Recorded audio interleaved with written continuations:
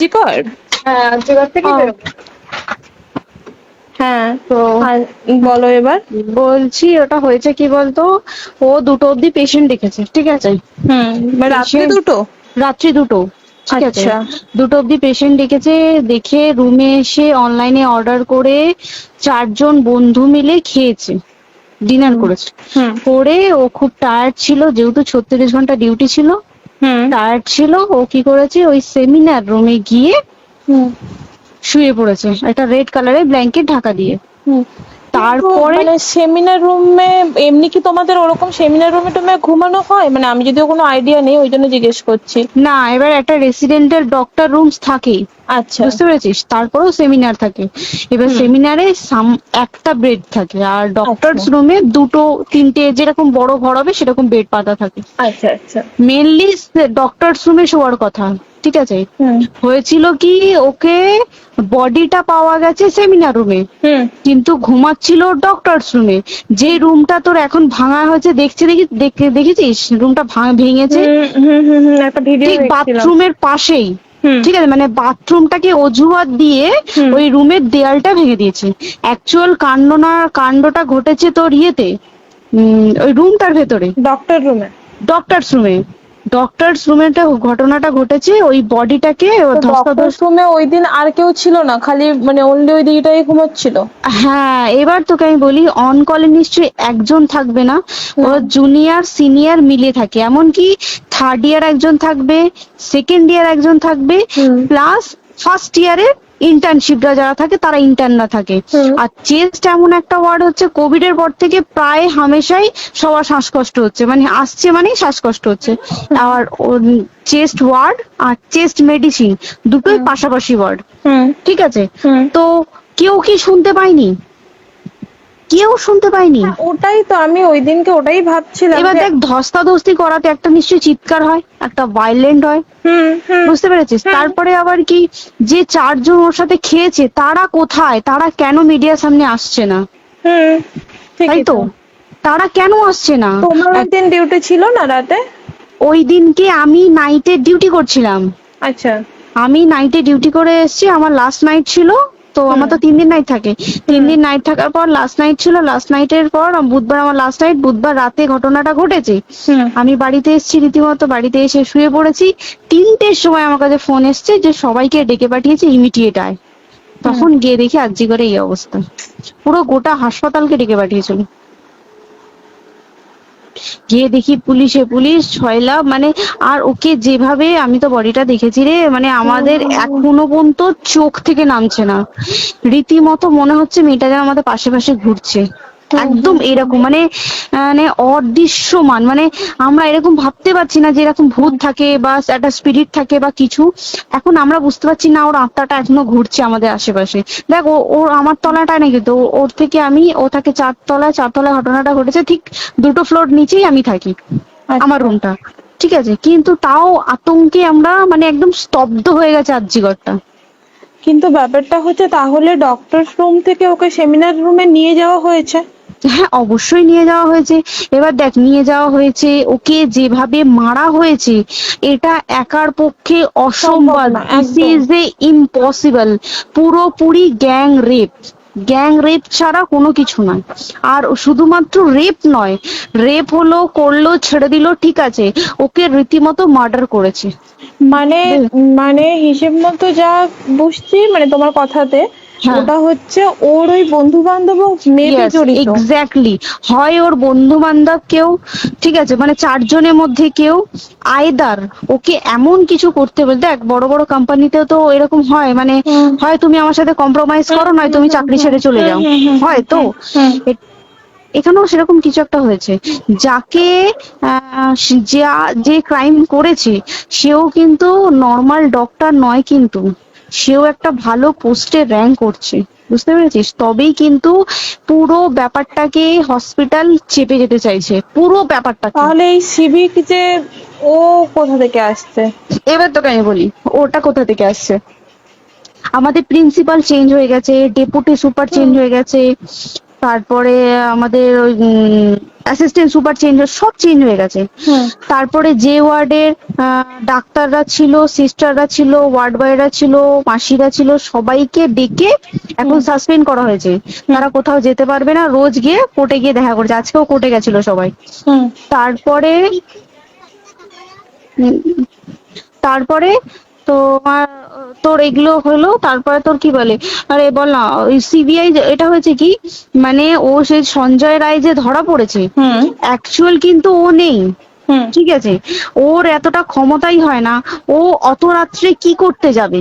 হুম ও অত রাত্রে ওখানে কি করতে যাবে?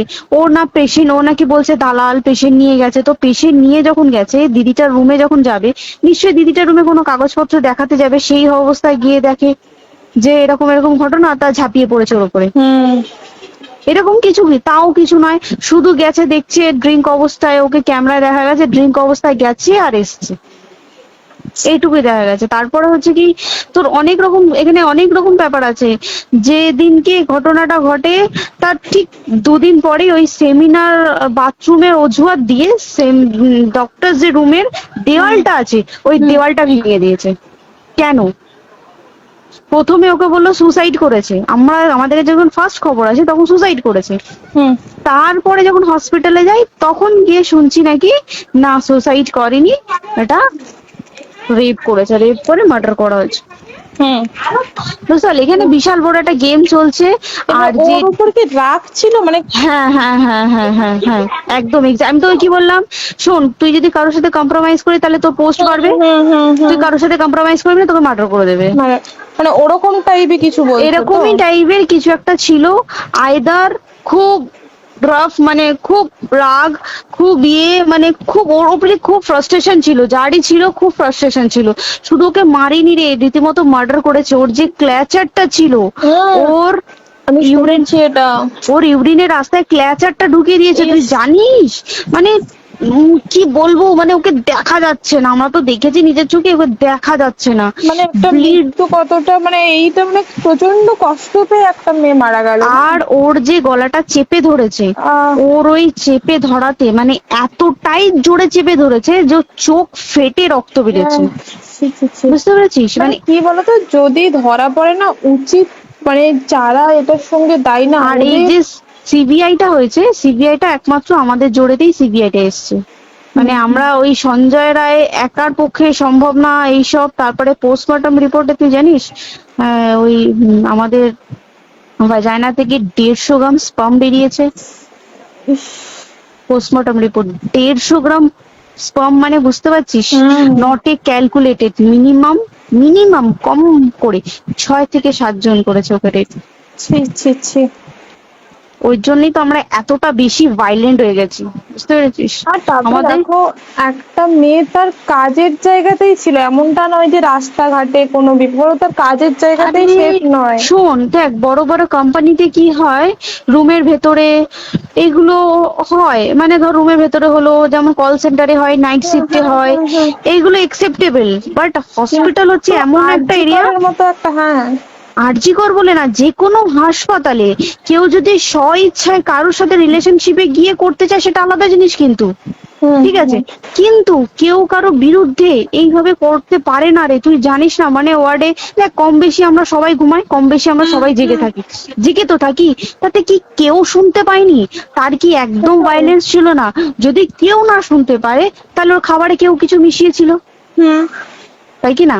হুম হুম সেটাও পোস্টমর্টম রিপোর্টে মানে লিক করছে না, যে কেন খাবার ও তো খাবারটা খেয়েছিল, সেটা তো নিশ্চয়ই পেটেই ছিল, পেট থেকে তো বমি করে বের করে দেন, সেটা তো ফরেনসিক রিপোর্টে কিছু বলবে। আর তুই জানিস না, দেনার দেন, মানে ধর পোস্টমর্টম রিপোর্ট আসতে 3 দিন সময় লাগে। ও যেদিনকে মরেছে ঠিক তার পরের দিনকে বিকালবেলা পোস্টমর্টম রিপোর্ট বার করে দিয়েছে, মানে বডি বার করো আর পোড়াও, হুম 10 সেকেন্ডের মধ্যে ওর বাড়িতে নিয়ে গেছে, তারপরে বডি পুড়িয়ে দিয়েছে।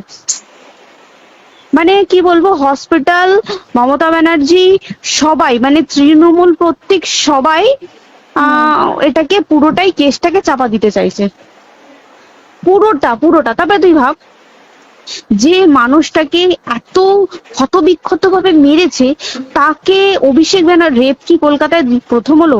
নয়। হুম বিভিন্ন জায়গায় বিভিন্ন ভাবে রেপ হয়েছে, হুম ধরা পড়েছে, ফাঁসি হ্যাঁ, হয়েছে কি হুম, জেল হয়েছে। হুম, অভিষেক বন্দ্যোপাধ্যায় কেন বললো জাস্ট এইট তোর কি বলে এনকাউন্টার করতে? মানে কি সঞ্জয়কে যদি এনকাউন্টার করে পুরো কেসটা চাপা পড়ে পুরো যাবে, কেসটা চাপা পড়ে যাবে একদম। স্টুডেন্টরা ঠান্ডা হয়ে যাবে, হুম হুম আর আমরা সেটা মানবো না, আমরা সেটা হতেই দেব না। তাতে যদি চাকরি মানে আরজিকরটাকে সিল করতে হয় তাতেও আমরা রাজি আছি, সিল করে দেওয়া হোক আরজিকর, সিল করে দেবে মনে হচ্ছে যদি ঠিকঠাক ভাবে। এবার ওই জন্য আমাদের দাবিতে সিবিআই এসছে। এবার তুই একটা কথা বল, যখন দেখতে পাচ্ছে মমতা ব্যানার্জি যে কলকাতা পুলিশ আমাদের জন্য কিছু করতে পারছে না, আমরা কিছু মানতে পারছি না, 7 দিন ধরে বার করতে পারছে না, হুম, তাহলে সেটা 2-3 দিনের মধ্যে কেন হ্যান্ড ওভার করে দিল না? হুম, তাই তো। তাই কি না? তারপরে দেখ পিডব্লিউডি একটা লো পোস্টের মানুষ, মানে যারা ভাঙচুর করে, মানে সিমেন্টের যারা কাজ করে তাদেরকে পিডব্লিউডি বলে। হুম এবার পিডব্লিউডির নিশ্চয়ই হায়ার অথরিটি থেকে অর্ডার এসছে তবেই ওরা গিয়ে ভেঙেছে। ওরা নিশ্চয়ই পাগল নয় দুম করে গিয়ে কোনো গভর্নমেন্ট প্রপার্টি ভেঙে দেবে। হুম অর্ডারটা কে পাস করলো যে এখনই চেস্ট ওয়ার্ডটাকে ভাঙতে হলো? সিবিআই আসা পর্যন্ত অপেক্ষা করতে পারতো। কারণ আজকে অত বড় বিক্ষোভ হবার কারণ কি হচ্ছে? একটাই কারণ, যে মেয়েটি মারা গেছে ঠিক আছে, কিন্তু তাকে এত বেশি মলেস্ট করে, এত বেশি রেপ করে বা বেশি ওকে মেরেছে, তার কি কোনো প্রতিবাদ নেই? তুই কোথায় সেভ পাবি তুই আমাকে বল? তুই ধর চাকরি ছেড়ে আজকের সরকারি চাকরি ছেড়ে তুই প্রাইভেটে যাই, প্রাইভেটেও তো তাই একই কোথাও না, অবস্থা, একদম একদম। প্রাইভেটেও একই অবস্থা। তুই কোনো চায়ের দোকান খুলে বসবি, অনার্সশিপে তুই বসলেও তাও এসে তো হাজার ছেলেরা থাকে, হুম হাজার ছেলেরা টিস করে, তুই কোথায় কি করবি? তাহলে আমাদের সেফটি কোথায়?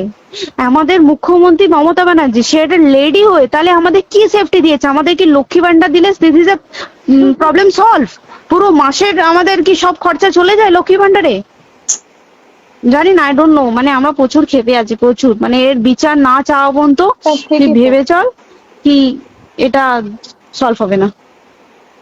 আমরা মানে বিচার আমি নিয়ে আমি কথা বলবো। 2 দিন ধরেই ভাবছিলাম তোমাকে ফোন করবো, কিন্তু মানে এটা ওটাতে হয়ে উঠছে না। আর তোমাকে তো আমি ওই দিন রাতেই হোয়াটসঅ্যাপ করলাম না, হ্যাঁ হ্যাঁ এবার হ্যাঁ তখনই না আমি ব্যাপারটা অতটা বুঝতে পারিনি। আর আমার তার পরের দিনই ভোরবেলা ডিউটি, হ্যাঁ, তা আমি খুব তারপর সাবধানে থাকিস রে, আর খুব বলো না, সাবধানে না না, থাকিস।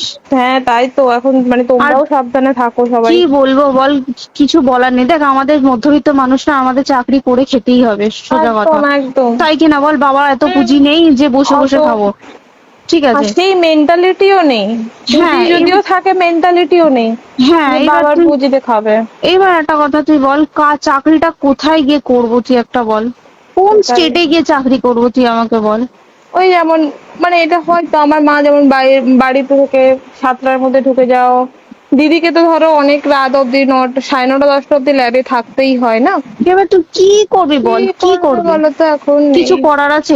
দেখ ল্যাবেও তো সব ছেলেরা আছে, ছেলে হ্যাঁ আছে, মেয়ে আছে। তুই একদম। কাকে বারণ করবি? তুই কাকে বিশ্বাস করবি? তুই বল। তুই ধর কলিগদের সাথে খেতে বসেছিস, ঠিক আছে, তোর টিফিনটা যদি কেউ চাইলো তুই তাকে না দিয়ে পারবি? না একদমই। আর কার মনে যে কি আছে সেটাই তো খুব কি বলবি সমস্যা। বল? এবার তুই বল, খাবারটা যে খাবি, তোর টিফিন কেউ চাইলো বা তোকে যদি কেউ বললো কি একটু একটু খা, যেমন আমরা শেয়ারে হয় স্কুলে, হ্যাঁ যেটা আমাদের আমাদেরও শিখে হয়, এসেছি, যেটা হ্যাঁ স্বাভাবিক, এটা সবারই এটা তো হয়। স্বাভাবিক। তুই বল, তাতে যদি এরকম অবস্থা হয় তাহলে কি করবে মানুষ, তুই আমাকে বল। আজকেও তো তাই আমাদের দেখ না, 11টা থেকে আমাদের তোর ক্যান্ডেল দিয়ে হোয়াইট ড্রেস হুম, পরে সব শ্যামবাজারে একতা হবে। এখন আবার বৃষ্টি শুরু হয়েছে, কে জানে বৃষ্টি, প্রচুর বৃষ্টি শুরু হলো। কি হুম, হবে জানি না। ঠিক আছে গো, টাটা। হ্যাঁ হুম চল টাটা। হুম হুম হুম। হুম হুম।